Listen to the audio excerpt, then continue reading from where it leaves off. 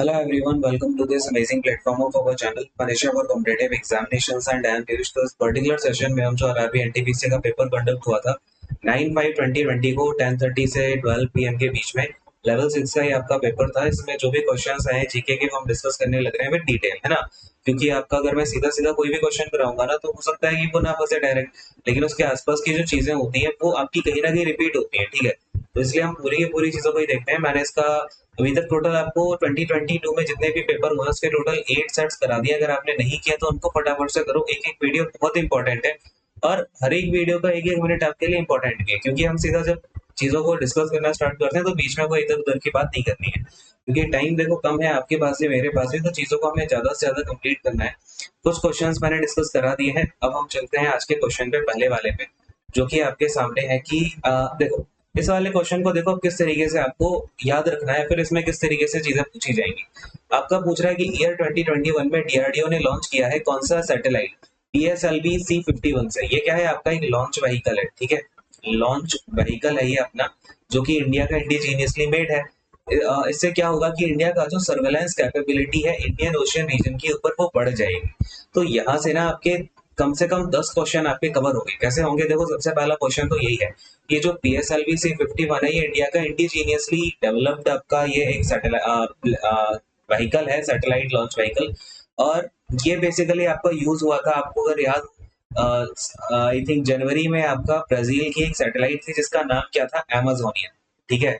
तो अगर आपसे क्वेश्चन ये पूछ लिया जाए कि ब्राजील की अमेजोनिया 1 सैटेलाइट जो है वो कौन से लॉन्च व्हीकल से लॉन्च की गई, तो वो भी पीएसएलवी C-51 है। ऐसे क्वेश्चंस पूछे जाते हैं भर भर के, ठीक है।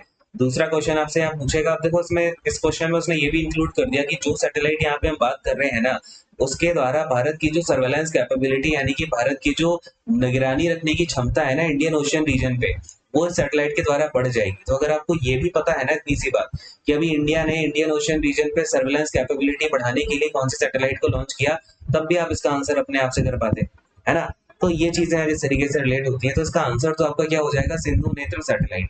लेकिन यहाँ पे ये जो ऊपर आपको दिख रहा है ना सतीश धवन सैटेलाइट, ये बहुत इंपॉर्टेंट है। जो मैंने 10 क्वेश्चन बताए हैं ना वो देखो किस तरीके से बनेंगे। सबसे पहला है सतीश धवन सैटेलाइट, ये आपकी क्या है, ये किस प्रकार की सैटेलाइट है, तो आपको ये पता होना चाहिए कि ये है आपकी एक नैनो सैटेलाइट, ठीक है। कैसी है, ये आपकी एक नैनो सैटेलाइट है। इसको भी फरवरी 2021 में लॉन्च किया गया था। तो इसके बारे में देख लो, हो सकता है क्वेश्चन रिपीट कर जाए किसी एग्जाम में आपके आने वाले लेवल्स में या फिर आपका CHSL वगैरह में। अब इसको यहाँ पे डेवलप किसने किया, तो ये भी याद रखना है, इसको डेवलप किया है स्पेस किड्स इंडिया, ठीक है, स्पेस किड्स इंडिया। अब ये क्यों इतना जरूरी है, सबसे पहले ये बात समझना कि ये जो सैटेलाइट है ये साथ में मोदी जी की तस्वीर लेके गया है, जो हमारे prime minister PM Narendra Modi हैं, उनकी यहाँ पे एक पिक्चर लेके गया है। साथ में इसके अंदर क्या डाले गए हैं, 20,000 इंडिविजुअल्स के नाम, ठीक है, 20,000 लोगों के यहाँ पे नेम इसके अंदर डाले गए नैनो सैटेलाइट के अंदर, और इसको भेजा गया। अब आपको ये पता होगा कि जब भी कोई सैटेलाइट भेजी जाती है ना तो उसका कोई ना कोई पर्पस होता है। इस नैनो सैटेलाइट का जो पर्पस है वो क्या है कि जो आपका स्पेस से रेडिएशंस निकलती हैं, ठीक है। अब क्वेश्चन देखो, या तो आपसे ऐसा आ जाएगा कि ये किस प्रकार की सैटेलाइट है, नैनो सैटेलाइट है, यहाँ पे इसको यहाँ पे बनाया किसने, स्पेस किड्स इंडिया ने बनाया हुआ है, या फिर कौन सी ऐसी यहाँ पे नैनो सैटेलाइट है जो मोदी जी की पिक्चर प्लस 20,000 लोगों के नाम लेके गई है। उसका पर्पस क्या है, स्पेस रेडिएशन को यहाँ पे क्या करेगी, स्टडी करेगी सैटेलाइट की, स्पेस में रेडिएशन वगैरह कैसे होती हैं। और जो मैग्नेटोस्फेयर है, ठीक है, जो स्पेस के पास कौन सा स्फेयर होता है, मैग्नेटोस्फेयर होता है, उसकी यहाँ पर ये स्टडी करेगी सैटेलाइट। और एक तरीके से आपका जो कम्युनिकेशन नेटवर्क है उसको भी, उसका भी ये क्या करेगी, डेमोन्स्ट्रेशन करेगी। आई गेस आपको ज्यादा उस तरफ का दिख नहीं रहा होगा, इधर ही लिख देता हूँ। जो आपका क्या है, कम्युनिकेशन बेसिकली आपका नेटवर्क है, उसको यहाँ पे ये क्या कर रही होगी, बूस्ट कर रही होगी। तो ये इसके कुछ काम है आपका सतीश धवन सैटेलाइट के। क्लियर है इतनी सी बात। जो भी बातें बताता हूँ माइंड में आपको तुरंत के तुरंत फिट कर लेना है, ठीक है, ज्यादा कुछ नहीं, एक बार ध्यान से सुनोगे तो क्लियर हो जाएगा, ठीक। नाउ सिंधु नेत्र सैटेलाइट की बात करें तो ये भी आपकी देखो, अगर मैं आपसे बोलूं कि सतीश धवन सैटेलाइट, इसको एसटी सैट भी बोलते हैं, ये कब लॉन्च की गई, तो ये 28 फरवरी को लॉन्च की गई।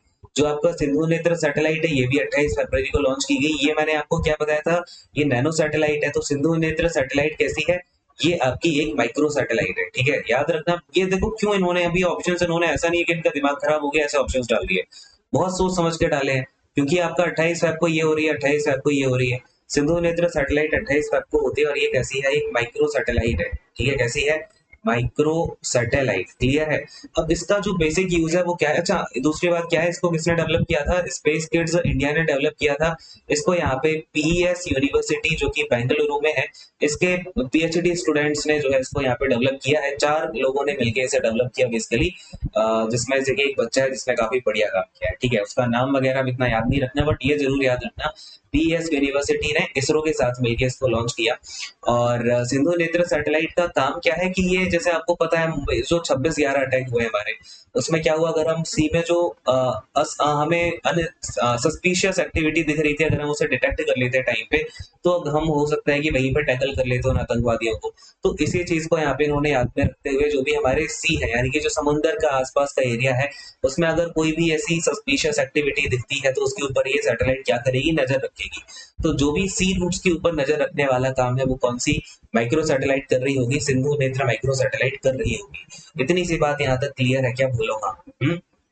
अच्छा, इसके बाद जो आपका ये गिवन है, ये एक्चुअली इन्होंने कुछ नहीं इसको चिपका दिया ऑप्शन बनाने के लिए, सिंधु दुर्ग कोई सैटेलाइट है नहीं, श्री शक्ति सैटेलाइट, ये एक्चुअली ये जो तीनों सैटेलाइट है ना एक साथ लॉन्च की गई, ये भी 28 फेब को लॉन्च की गई थी। श्री शक्ति सैटेलाइट क्या है बेसिकली, ये भी बच्चों ने डेवलप किए, कॉलेज स्टूडेंट जो है, श्री शक्ति यूनिवर्सिटी करके है, श्री शक्ति यूनिवर्सिटी, उसके बच्चों ने इसको लॉन्च किया है, institute of engineering and technology basically है कॉलेज।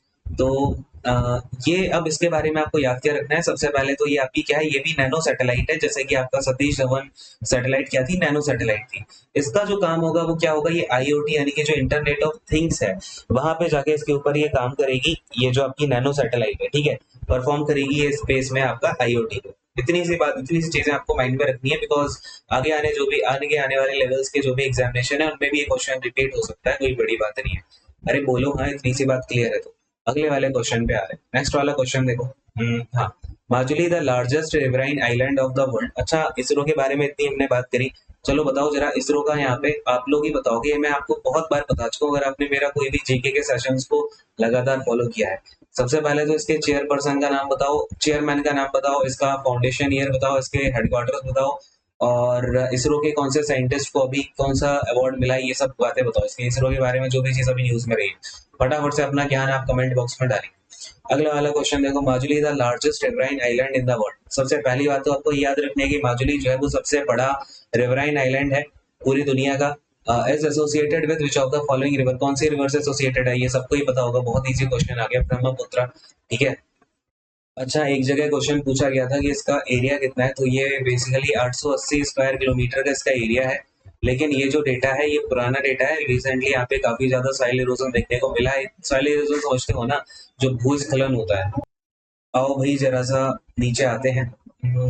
देखो अगला वाला क्वेश्चन ये रहा, हु डिफीटेड महमूद खिलजी। अब देखो ये मोहम्मद खिलजी नहीं, महमूद खिलजी है, and erected the tower of victory Vijay Stambh in Chittorgarh. तो चित्तौड़गढ़ कहाँ पे, राजस्थान में है, ये इतनी सी बात तो आपको खैर पता होगी ही होगी।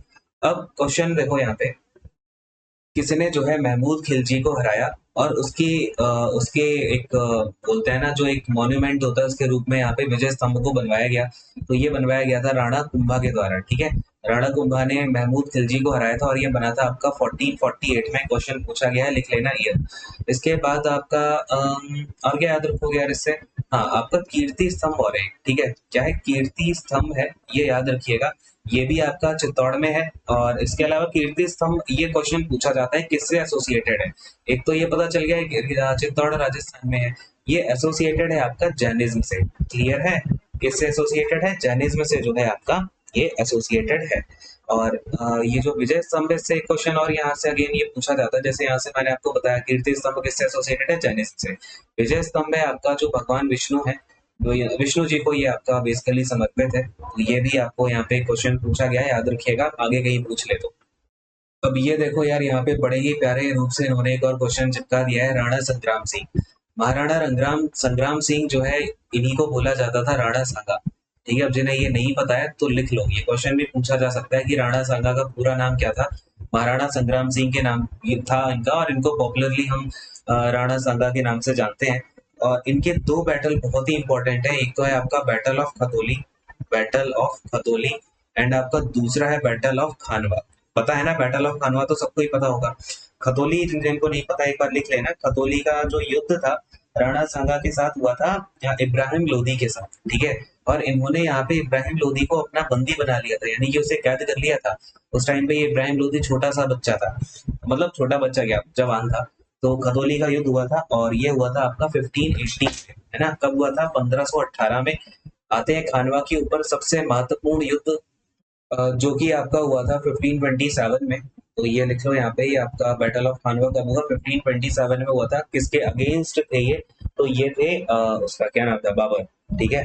तो बाबर के खिलाफ जो है इनका ये युद्ध हुआ था, और इस युद्ध के बाद में ही इनको करीबन 80 एरो लगे थे। और एक बात और बता दूं, आपको पता होगा कि इनका एक हाथ नहीं था खानवा के युद्ध में, आपने पढ़ा होगा।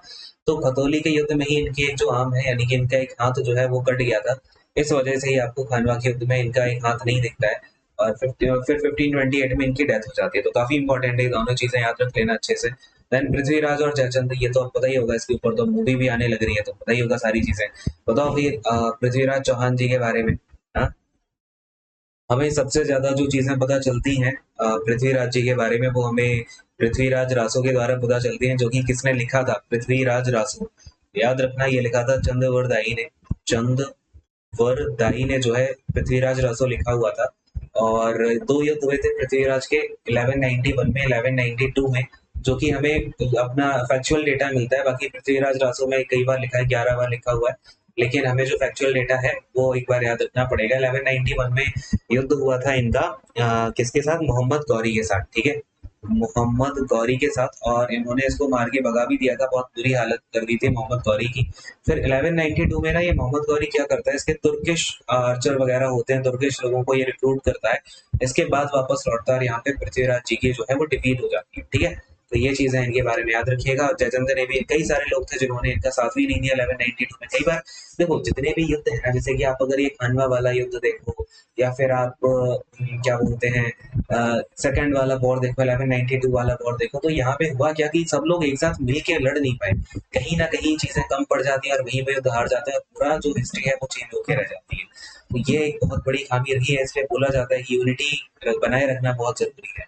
ठीक है, कोई कितना भी बड़ा महान आदमी हो, उसको भी अगर बहुत बड़ा युद्ध पड़ेगा तो उसे कहीं ना कहीं चीजों के साथ के, जो भी उसके साथ के लोग हैं, उसकी कम्युनिटी के लोग हैं, उनकी जरूरत पड़ती है कि अगर वो लोग साथ में रहेंगे तो एक साथ मिलके, आप बोलते हैं ना कि अ, अगर आप एक लकड़ी का टुकड़ा तोड़ोगे तो वो आसानी से टूट जाएगा, 10 लकड़ी के टुकड़े एक साथ तोड़ोगे तो नहीं टूट पाएंगे, भले वो पतले पतले जो है आपके लकड़ी के टुकड़े, है ना। तो ये चीज है। खैर, अगले वाले क्वेश्चन पे आते हैं। हिस्ट्री में पढ़ाने बैठता हूँ तो यार पढ़ाई खो जाता हूँ। अगले क्वेश्चन को देखो, which of the following person was honoured with the highest award of central European university open society award in June 2021? खैर ये करंट अफेयर का क्वेश्चन है, लेकिन करा दे रहा हूँ। करंट अफेयर के काफी क्वेश्चन रिपीट हो रहे हैं सीजीएल वाले, एनटीपीसी में, एनटीपीसी के सीजीएल में, है ना। ये देखने को मिला है, तो आशा करता हूँ कि आगे भी एक आध रिपीट हो जाए तो आपका भला हो जाए। तो ये देखो यार, क्वेश्चन क्या कह रहा है कि जो आपका सीईयू, ये इसे बेसिकली कॉमनली सीयू करके जाना जाता है, सेंट्रल यूरोपियन यूनिवर्सिटी का जो ओपन सोसाइटी अवार्ड होता है, वो वो किस लिए दिया जाता है? तो ये जो भी ह्यूमन राइट्स वगैरह हैं, इसके लिए आपने अच्छा काम किया हो, लॉ के लिए अच्छा काम किया हो, ह्यूमन सिविल सोसाइटी के लिए आपने योगदान बहुत अच्छा दिया हो, तो उसको लेकर के जो भी सिविल सर्वेंट्स होते हैं या फिर आपके पॉलिटिशियंस होते हैं, उनको ये अवार्ड दिया जाता है।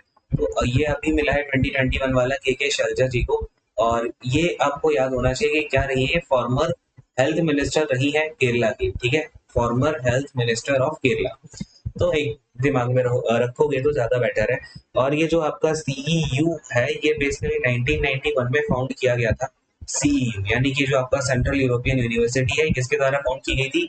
तो 1991 में जॉर्ज सोरोस करके एक आदमी था, जॉर्ज सोरोस, इसने इसको फाउंड किया था।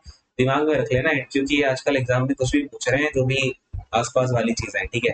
तो आई गेस आपको समझ में आई होगी बात। आगे वाले क्वेश्चंस पे आते हैं, तो रीजनिंग वगैरह के हैं, बीच बीच में आ रखे हैं, तो इनको अगर कहोगे तो बाद में डिस्कस कराऊंगा। ये यार, ये मराठी में है क्वेश्चन। अब जिसे मराठी आती है, एक बार कमेंट करके बता देना इस क्वेश्चन में क्या पूछा हुआ है, मुझे ज्यादा क्लियर हो नहीं रहा है क्योंकि मराठी मुझे अभी आती नहीं है। अगले वाले क्वेश्चन को देखते हैं। विच of the following has four chambered heart? Four chambered heart किसका होता है? तो फटाफट से आपको आपका ज्ञान मैं एक बार रिपीट करा देता हूँ कि जो भी हमारे बर्ड्स और मैमल्स होते हैं, बर्ड्स होती हैं जो भी, या फिर मैमल्स होते हैं, उनका कितने चैम्बर्ड हार्ट होता है? 4 चैम्बर्ड होता है। जो भी रेप्टाइल्स होते हैं, जो आपके क्या होते हैं, रेप्टाइल्स, रेप्टाइल्स का जो हार्ट होता है वो होता है 3 चैम्बर्ड का, ठीक है। और आपका रेप्टाइल्स हो गए एम्फीबियंस। एम्फीबियंस यानी कि जो उभयचरी होते हैं ना, यानी कि जल और थल। दैट मीन्स कि आपका क्या बोलेंगे आप, सरफेस पर वाटर दोनों जगह रह लेते हैं, तो उनका भी क्या होता है, 3 चैम्बर्ड हार्ट होता है। देन आपकी जो बर्ड्स होती हैं, ठीक है, बर्ड्स का होता है 2 चैम्बर्ड का हार्ट, ठीक है। एंड अरे यार क्या बोल रहा हूँ, बर्ड का तो आपका हो गया 4 चैम्बर का। फिश होती है जो, ठीक है, फिशेस होती है, फिश का होता है 2 चैम्बर्ड हार्ट, ठीक है।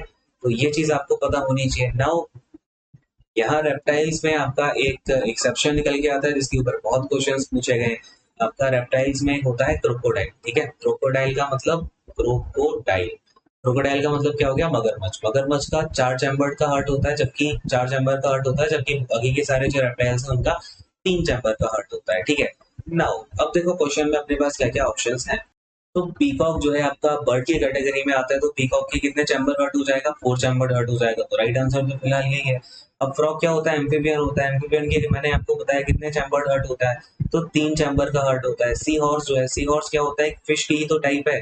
सी हॉर्स का कितना चैम्बर का हर्ट होगा, 2 चैम्बर का। फिशेस का मैंने आपको बताया 2 चैम्बर का हर्ट होता है।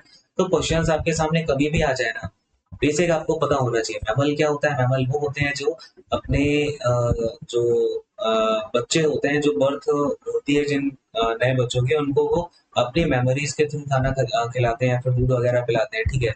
और बर्ड्स को पता ही है, जिनके आपका बर्ड्स की कैटेगरी में जो भी आते हैं, ठीक है। रेप्टाइल्स आपको पता ही है, एम्फीबियंस पता होना चाहिए जो उभयचरी होते हैं।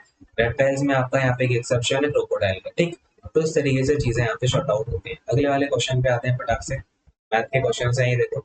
अगला वाला क्वेश्चन है, विच of the following words of Kalidas is based on the context of the birth of Kartikeya, the son of God Shiva and goddess Parvati. अच्छा, ये जो बेसिकली आपका बात हो रही है क्वेश्चन में, कालिदास ने जो कार्तिकेय जी के बर्थ का कंटेक्स्ट है वो कौन सी बुक के अंदर है, ठीक है। तो ये कुमार संभव में है एक्चुअली, तो ये आपको पता होना चाहिए। और अगेन ये जो मेघदूत है, मेघदूत के ऊपर भी बहुत सारे क्वेश्चन पूछे गए हैं।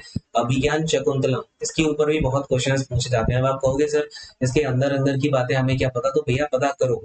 ये आपको अभिज्ञान अभिज्ञान शकुंतलम हो गया, अभिज्ञान शकुंतलम हो गया, मेघदूत हो गया, कुमार संभव हो गया, इन तीनों में से अंदर अंदर से ही क्वेश्चन आते हैं आजकल, ठीक है। तो मैं बता देता हूँ क्या क्या चीजें हैं वो। तो सबसे पहले एक बार यहाँ पे मैं लिख देता हूँ ठीक से, रेस करना पड़ेगा इसको। और ये क्वेश्चन यार डिट्टो क्वेश्चन यहाँ से आपका अभिज्ञान शकुंतलम के ऊपर पूछा गया था। शकुंतलम, तो अभिज्ञान शकुंतलम जो इनका लिटरेरी वर्क है कालिदास जी का, इसमें जो बेसिक स्टोरी है वैसी है कि जो आपके ऋषि होते हैं विश्वामित्र, ठीक है, विश्वामित्र ऋषि होते हैं। इनका विश्वामित्र जी होते हैं और इनकी शादी होती है अप्सरा मेनका से, ठीक है। मेनका के साथ आपने पढ़ा भी होगा कि मेनका जी जो है वो विश्वामित्र की जो तपस्या को भंग करने आई थी। तो इनका जब विवाह होता है तो इनकी एक पुत्री होती है, पुत्री का नाम होता है यहाँ पे शकुंतला, ठीक है, शकुंतला। तो बस स्टोरी का बेसिक पार्ट यही है कि शकुंतला और यहाँ पे एक राजा होते हैं दुष्यंत, ठीक है। कौन से राजा होते हैं, दुष्यंत राजा होते हैं। और इन दोनों का फिर बीच में प्रेम प्रसंग होता है, विवाह होता है। और विवाह के बाद इनका एक बेटा होता है भरत, किस नाम का, भरत नाम का। तो क्वेश्चन यही आया था कि प्रोटागोनिस्ट दुष्यंत और शकुंतला और भरत कौन से लिटरेरी वर्क में है कालिदास जी के, तो याद रखना वो अभिज्ञान शकुंतलम में है, जिसमें कि विश्वामित्र और अप्सरा मेनका जो है वो शकुंतला के माता पिता है। देन आते हैं कुमार संभव पे। तो कुमार संभव का जो बेसिकली कंटेक्स्ट है वो कार्तिकेय जी की बर्थ के ऊपर है, जो शिव और पार्वती जी के बेटे होते हैं। ये तो यहाँ पे हुई गया। मेघदूत की अगर हम यहाँ पे बात करें, ये संस्कृत में संदेश काव्य का सबसे बड़ा एग्जाम्पल है मेघदूत, और मतलब बड़ा ही प्यारा अगर आप इसे पढ़ोगे। इसमें बेसिकली जो प्रोटागनिस्ट होता है वो बात करता है बादलों से, यानी कि क्लाउड से बात करता है, और बोलता है कि उनका जो प्रेम भरा एक मैसेज होता है वो काफी प्यारी लिटरेरी है, काफी प्यारी पोएम्स है, स्टैंजास इसके बहुत अच्छे हैं। तो वो क्लाउड से बोलता है कि उसका प्रेम भरा जो पत्र है वो जाके उसकी वाइफ को दे, तो ये सब चीजें सुनती हैं इसमें। तो मेघदूत उसके बारे में ये पूछा गया क्वेश्चन है। तो बेसिकली ये एक क्या है आपका संदेश काव्य का एग्जाम्पल है। ये क्वेश्चन पूछा गया है, तो याद रखिएगा, ठीक है। अगले, अच्छा, ऋतु संहार और रघुवंशा को भी देख लो। इसमें हमारे जो भी जितनी भी ऋतुएं होती हैं ना, यानी कि जितने भी सीजन्स होते हैं उनके बारे में इसके अंदर है। तो क्वेश्चन ये पूछ ले अगर कि सीजन्स के बारे में कैसे बताया गया है, तो ऋतु संहारा में इसमें ऐसे बोला ही जाता है। अगर आप ऋतु संहारा को इंग्लिश में बोलना चाहो तो it is garland of seasons. ठीक है, तो जितने भी सीजन्स होते हैं उनके बारे में यहाँ पे बातचीत है। खैर लिटरेरी वर्क, पोइट्री वर्क है बेसिकली, तो काफी अच्छा है, ये भी संस्कृत में है। देन आपका रघुवंश आता है। तो ये देखो आपको नाम से पता चल रहा होगा रघुवंशा, यानी कि यहाँ पे वंश की बात की गई है, रघुकुल वंश की बात की गई है। तो इसमें बेसिकली जो दिलीप राजा होते हैं, फिर उनके पुत्र दशरथ होते हैं, दशरथ जी के पुत्र राम जी होते हैं। तो इनके बारे में यहाँ पे इनका कंटेक्स्ट लिया गया है। माइंड में रख लेना कि रघुवंशा क्या है, ये भी एक इनका महाकाव्य है। जो आपका रघुकुल है उसके बारे में है ये काव्य। छोटे छोटे ऐसे पॉइंट्स, बहुत सारे क्वेश्चंस बनते हैं। जैसे कि आपने एक एग्जांपल तो यही देख लिया जिन्होंने पूछा इस साल कि कार्तिकेय जी की बर्थ है, लॉर्ड शिवा और लॉर्ड जो गॉडेस पार्वती हैं, इनके पुत्र का इसमें कॉन्टेक्स्ट चलता है। तो ये चीज है। ठीक है, अगले वाले क्वेश्चन पे आते हैं। आर्टिकल 239 डील्स विद द, यानी कि जो आर्टिकल 239 है ये किससे डील करता है? तो ये डील करता है आपका जो भी यूनियन टेरिटरीज है उनके एडमिनिस्ट्रेशन से, कि यूटी का जो एडमिनिस्ट्रेशन है वो कौन करेगा? आपका प्राइम मिनिस्टर, प्रेसिडेंट देखता है। ठीक है, तो यूटीज का एडमिनिस्ट्रेशन कौन देखेगा? प्रेसिडेंट। कौन से आर्टिकल में बताया गया? 239 में। अच्छा एक चीज और, अगर आप देखोगे तो प्रेसिडेंट अगर चाहे तो वो क्या कर सकता है? एडमिनिस्ट्रेशन का पार्ट अपना गवर्नर को भी दे सकता है, जो लेफ्टिनेंट गवर्नर्स होते हैं। तो ये दे सकता है, ये इसके अंदर पावर है। लेकिन एडमिनिस्ट्रेशन होता किसके पास में है? प्रेसिडेंट के ही पास में होता है। ये आर्टिकल 239 में बताया गया है। क्लियर है इतनी सी बात? अगले वाले क्वेश्चन पे आते हैं। बाकी आर्टिकल्स मैंने आपको लास्ट वाले सेशन में सारे करा ही दिए थे जो इंपॉर्टेंट है। तो अगला क्वेश्चन देखो, the first ever industrial policy resolution of India कौन से ईयर में पास किया गया था या फिर अनाउंस किया गया था सबसे पहला industrial policy resolution of India? इसे आपको यार समझना है बहुत अच्छे से, क्योंकि ये क्वेश्चन पीसीएस के एग्जाम से पूछे जाते थे। एक्चुअली मैंने एक चीज ऑब्जर्व किया, अभी आपके जो एनटीपीसी का एग्जाम हुआ है ना, बहुत सारे क्वेश्चंस पीसीएस जो पीएससी एग्जाम्स होते हैं अलग अलग स्टेट के, उन क्वेश्चंस से रिलेटेड चीजों को इसमें डाला गया है। और इसका खैर राइट आंसर आपका 1948 होगा। अनाउंस हुआ था 1948 में, आजादी के तुरंत बाद। और पहला आपका जो इंडस्ट्रियल पॉलिसी रिजोल्यूशन है वो पास किया गया था 1951 में, है ना। इसके बाद 1956 का भी अडॉप्ट किया गया, तो कई ऐसे आपके चेंजेस आए हैं। लेकिन सबसे पहला 1948 में आपका ये अनाउंस हुआ। और बेसिकली अगर हम आज के टाइम की बात करें तो इंडिया की जो इंडस्ट्रियल पॉलिसी है, अच्छा ये इंडस्ट्रियल पॉलिसी का मतलब समझते हो गया, इसमें क्या होता है रेजोल्यूशन में? जो आपकी कंट्री है, नेशन है, स्टेट है, वो किस तरीके से जो इंडस्ट्रीज है उनकी हेल्प करेगी या कैसे उनका कैटेगराइजेशन कर रही होती है। जैसे अगर हम बात करें आज के टाइम पे हमारी जो इंडस्ट्रीज है ना, वो 4 टाइप की इंडस्ट्रीज है। जैसे कि आपका अगर हम बात करें, एक तो पब्लिक सेक्टर हो गया, ठीक है, पब्लिक हो गया। एक आपका प्राइवेट हो गया। देन आपका एक हो गया वो इसमें मैं पब्लिक कम प्राइवेट बोल रहा हूँ, पब्लिक कम प्राइवेट हो गया। देन आपका एक होता है कंट्रोल्ड प्राइवेट, यानी कि जो है उसमें सेक्टर वो तो प्राइवेट है लेकिन उसको कंट्रोल कौन? गवर्नमेंट कर रही है पूरे तरीके से। देन आपका होता है एक पूरा एक अकेला प्राइवेट टाइप का हो गया, इसमें कोई भी इन्वॉल्वमेंट नहीं है, या फिर आपका कोऑपरेटिव टाइप का सेक्टर हो गया। तो इसमें आपका ये जो पब्लिक कम प्राइवेट होता है, इसमें आपका जैसे कोल हो गया, ठीक है, कोल हो गया, आयरन हो गया, स्टील हो गया, या फिर आप उठा लो टेलीफोन की मैन्युफैक्चरिंग हो गई, ठीक है, या फिर आपका मिनरल ऑयल हो गया। तो ये सब क्या होते हैं? ये होते हैं पब्लिक कम प्राइवेट सेक्टर। ठीक है, तो ये याद रखना है, यहाँ से क्वेश्चन पूछा गया है कि कोल किसका पार्ट है। तो कोल जो है वो पब्लिक कम प्राइवेट का पार्ट है। अगर हम पब्लिक अकेले की बात करें तो ये हुआ करता था मैन्युफैक्चरिंग आर्म्स एंड एम्यूनेशन की, लेकिन अब तो चेंज हो गई है पॉलिसी। तो अब ये आर्म्स एंड एम्यूनेशन हटा दो, एटॉमिक एनर्जी का कंट्रोल ले, ठीक है, कंट्रोल ऑफ एटॉमिक एनर्जी, पूरा का पूरा जो कंट्रोल है वो किसके पास में है? पब्लिक सेक्टर के पास में है, गवर्नमेंट के पास में, ठीक है। और ये हो गया। देन आपका अब जो आपका आर्म्स एंड एम्यूनेशन है ना, वो प्राइवेट पब्लिक कम प्राइवेट में आ जाएगा, क्योंकि गवर्नमेंट ने काफी ज्यादा इसमें रिलैक्सेशन कर दिया है। बाकी कंट्रोल्ड प्राइवेट में देख लो यार, जैसे कि आपकी केमिकल फर्टिलाइजर हो गए, ठीक है, केमिकल्स हो गए, फर्टिलाइजर्स हो गए, तो ये सब किसमें आते हैं? आपके कंट्रोल्ड प्राइवेट में। देन प्राइवेट अकेले प्राइवेट सेक्टर की बात करें तो इसमें जो भी आपकी फैक्ट्रीज वगैरह होती है अलग अलग, वो प्राइवेट में आ जाती है। तो एज सच आपके मेनली जो क्वेश्चन इसमें पूछे जाते हैं अलग अलग एग्जाम से पूछे भी गए हैं, तो ये मैंने आपको इसमें करा दिया है, अच्छे से याद रखिएगा प्लीज, ठीक है। आगे वाले क्वेश्चन पे मूव ऑन करते हैं। फिर ऐसा करते हैं, आज का सेशन यहीं पे एंड करते हैं। नेक्स्ट वाले सेशन में और भी चीजों को डिस्कस करेंगे। आई नो छोटा सा सेशन लग रहा होगा, बट काफी चीजें इम्पार्ट करी हैं, और आगे वाले सेशंस को फटाफट से मैं आपको एनटीपीसी वाले तो करा ही दूंगा, अगला वाला जो आपका लेवल होना है उससे पहले पहले एनटीपीसी के सारे क्वेश्चन करा दूंगा विद ऐसे डिटेल, ठीक है?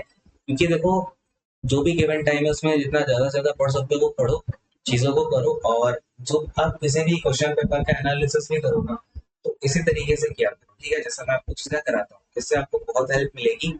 एंड फिलहाल इस सेशन को एंड करते हैं। Thank you so much, God bless you all, take care and bye.